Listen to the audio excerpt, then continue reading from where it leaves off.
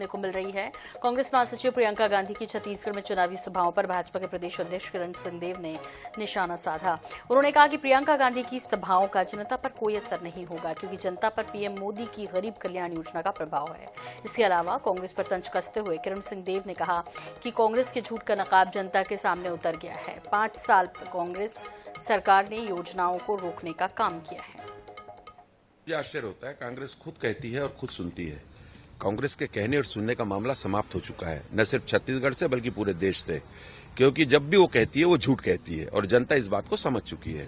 नहीं, सभी 11 की 11 लोकसभा, चाहे बस्तर के प्रथम चरण का चुनाव हो, चाहे हमारे द्वितीय और तृतीय चरण के चुनाव में, जनता बहुत उत्साहित है। जनता के उत्साह से, जनता की बात करने से, और उनको ये समझ में आ जाता है कि अब वो जनता जो विकास की बात जो हो रही थी, अब भारतीय जनता पार्टी की छत्तीसगढ़ में सरकार बनने के बाद और फिर केंद्र में आदरणीय प्रधानमंत्री जी फिर से प्रधानमंत्री के रूप में जब शपथ लेंगे, उसके बाद और भी तेज गति से विकास की गति बढ़ेगी और जनता को सीधा सीधा मतलब विकास से है।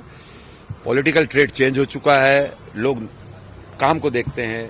और लोकसभा चुनाव में तो देश नहीं, पूरी दुनिया कह रही है फिर इस बार मोदी सरकार, और फिर इस बार 400 पार। तो स्वाभाविक रूप से अब राजनीतिक क्षेत्र में चुनाव लड़ रहे हैं कांग्रेस के लोग भी, तो क्या कहेंगे, किया तो कुछ नहीं है जनता के लिए। इन्होंने कभी कोई जनता के हितों की सुरक्षा नहीं की, न जनता के हितों में बनाए हुए कार्य योजना सिर्फ कागज में रह गए इनके।